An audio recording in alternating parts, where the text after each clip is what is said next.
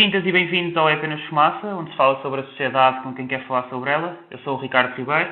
Hoje temos como convidada Falastine Dwikat, desde Ramallah, e por isso estamos a gravar por Skype e falaremos também em inglês.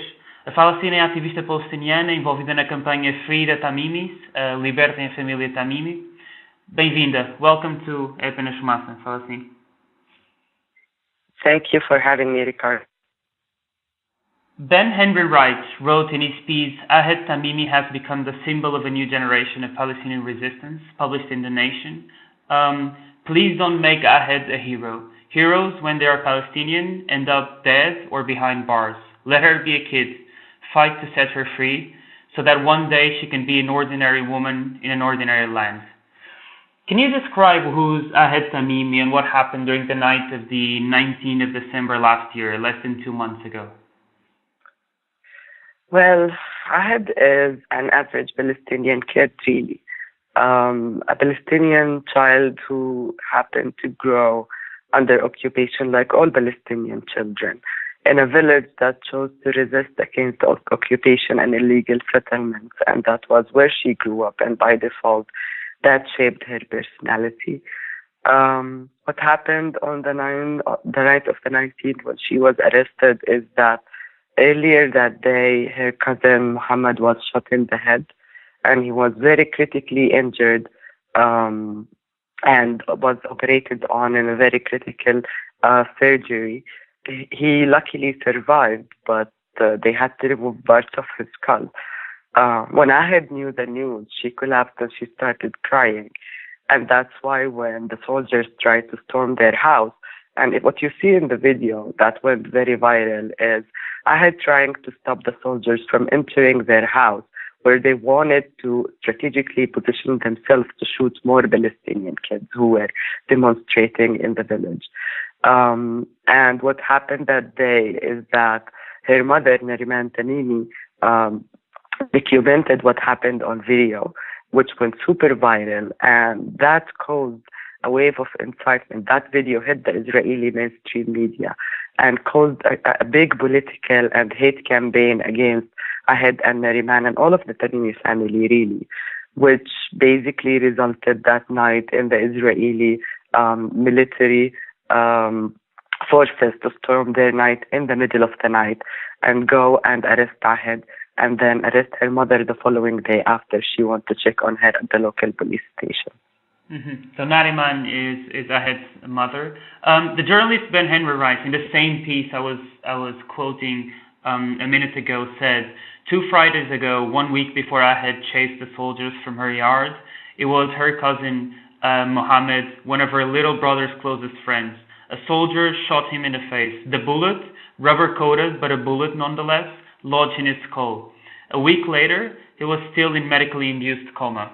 If you've seen the video that led to her arrest, you might have wondered why Ahed was so angry at the soldiers who entered her yard, why she yelled at them to leave, why she slapped them. That's why. That and 1,000 other reasons.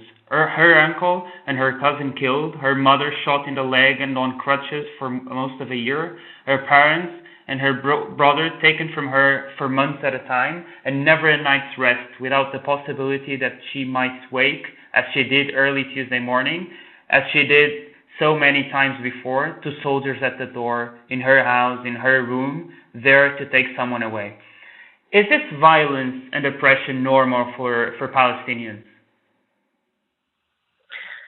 It is actually, and unfortunately, for most people who live, especially in villages that are near the illegal Israeli settlements.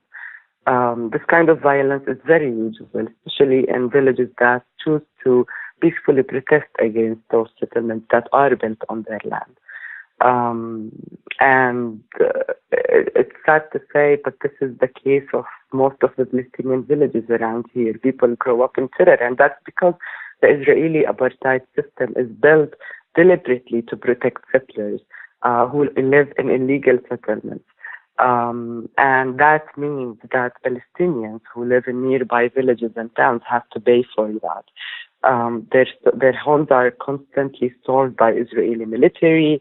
If they choose to peacefully demonstrate against these settlements being built on their land, Their homes are stormed, their relatives are shot, they're taken to jail. It's unfortunate to say, but the existence and the continuation of this occupation on Palestinian land is the result of this ongoing violence, which will not stop until Palestine is free. And can you talk about what charges is Ahed facing right now? Well, Ahed is facing 12 charges right now. But what's more important than the charges she's facing is the military court system that she's being persecuted under. Palestinians who are living in the West Bank are not treated as civilians in Israeli courts. They are treated under a military rule, which is a violation of international law and human rights law to begin with, because you cannot persecute civilians under a military law. And as a child, this is even double, triple, and this is double and triple violation of human rights and international law as well.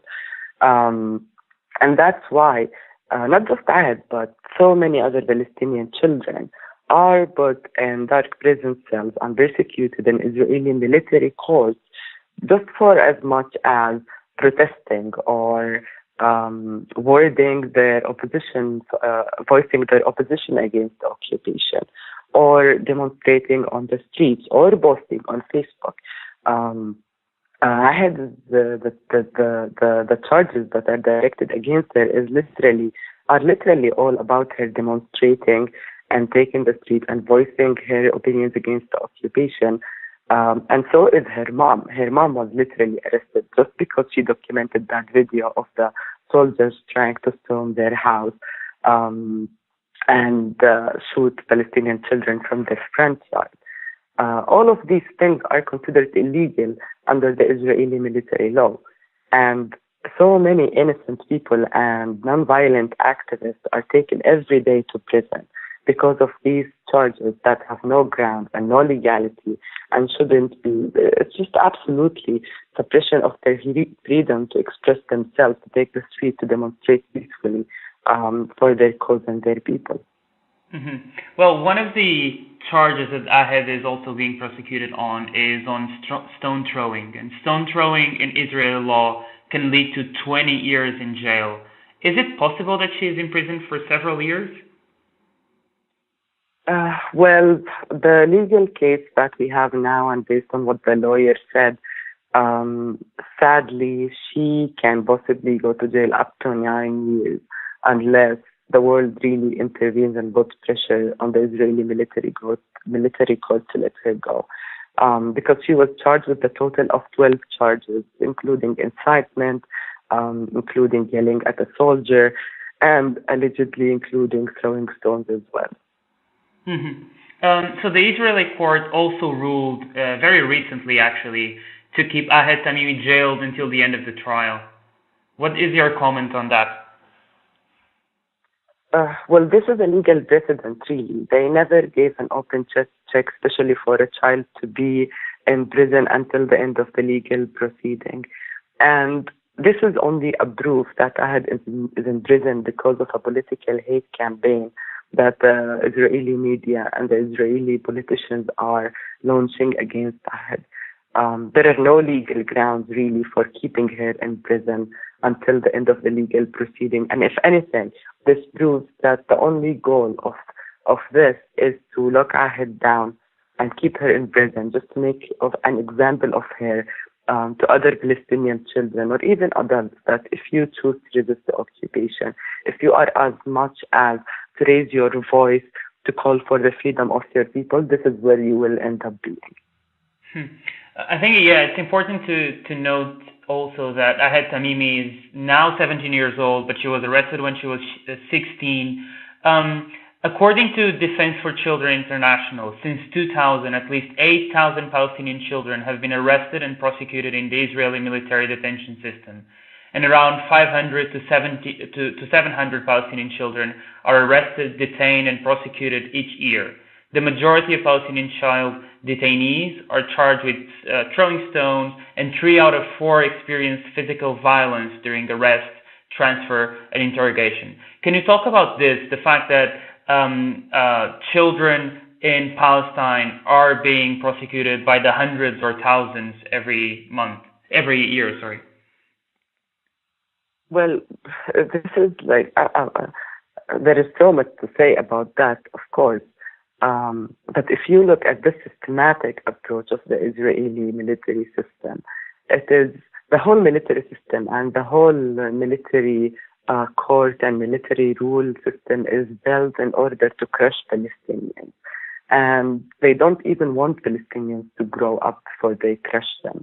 The reason why Palestinians are taken to jail, even when they're prisoners, even when they're sometimes 7 years old, sometimes they're 12, there is no age cap for when Palestinian children are being arrested and subject to incarceration and torture, even in prison.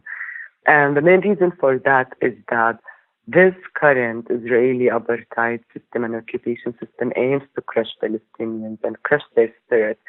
So even when they're children, so they can never think of raising their voice against occupation, taking the streets to demonstrate, or even as much as write articles or be involved in politics when they grow up. And it's not going to stop, unfortunately, because despite the high rates of children incarceration, and by the way, Israel is the only country in the world that have a juvenile military court that is only for Palestinians. It's the only country that runs around the world with such impunity, and it is because the international community failed to hold it accountable for that. And if no one really intervenes, and if the international community keeps its complicity, then more Palestinian children will be incarcerated and will be taken to prison and will be crushed into their prison cells and will be subject to torture and emotional abuse. And what do you think should be what do you think should be the international response to this? There have been many responses, especially on the case of Ahed, singling it out as the one case. But in the truth of the matter is, this is the case of thousands of Palestinian children. The only difference is that they don't happen to be as known activists as Ahed. And what needs to happen is that so many things, but the one most important thing is that the military rule and these military courts are illegal. And the world should come together. All the people who work in politics and who work in laws know exactly what we're talking about when we say these military courts are illegal. So one of the things that needs to happen first is dismantle these laws, because they are illegitimate and they should be dealt with as illegitimate occupation entities. You've been to Nabi Saleh, the village where Ahed Tamimi lives, and the whole family really. And you've been there in a few protests recently, and also in front of the Ofer prison. Can you talk about the Palestinian response and also the Israeli response during the clashes recently in Nabi Saleh, and what you've seen in the protests? Well, this protest has been really scary, to say the least, because people peacefully took the streets to demonstrate, not just for Ahed, because Ahed was arrested after a series of demonstrations that people took in the village against Trump's declaration regarding Jerusalem. And these demonstrations continued after Ahed was also arrested, and was both response for Ahed's arrest and the recent political events on the ground. And every time I have been there, and I haven't been there every Friday when demonstrations usually happen, but every time I have been there, these demonstrations have been really scary. We have been like tear gassed, the point where many of us could not breathe anymore and nearly suffocated. I saw an old man with us who was demonstrating, who just collapsed and he couldn't breathe or walk anymore, and he was at the risk of dying after the Israeli soldiers stormed us with tens of tear gas canisters at a time, just because we were walking down the street carrying flags and saying chants for the freedom of Palestine, Jerusalem. and Ahed. But this is a tiny bit of what the village of Nabi Saleh witnesses, because this to them in Nabi Saleh, this is not an event that happens only on Fridays when demonstrations happen. These kind of events happen almost every day. Soldiers storm the village, shoot people, throw tear gas canisters, break into homes, arrest people.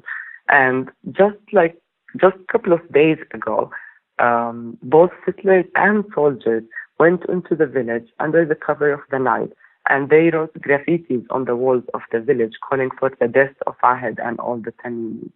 So to people in Nabi Saleh, this kind of violence is not only bound to demonstration. They are subject to violence and emotional violence and psychological torture on a daily basis.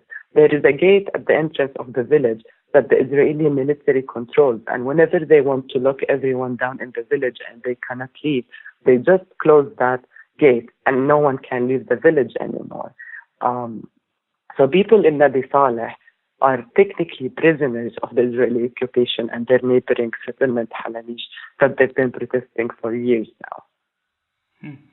The Israeli government published last month a blacklist of 20 NGOs whose representatives are now banned from entering in Israel over their support for the BDS, boycott, disinvestment and sanctions movement. Explain what BDS is and the significance of this move from the Israeli government.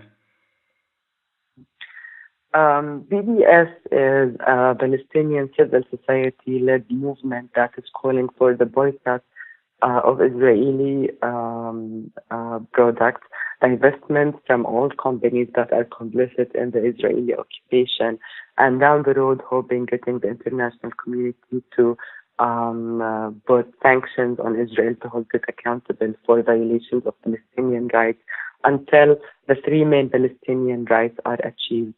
And the three main Palestinian rights are equal citizenship for Palestinians inside Israel, removing the wall, and return of the refugees.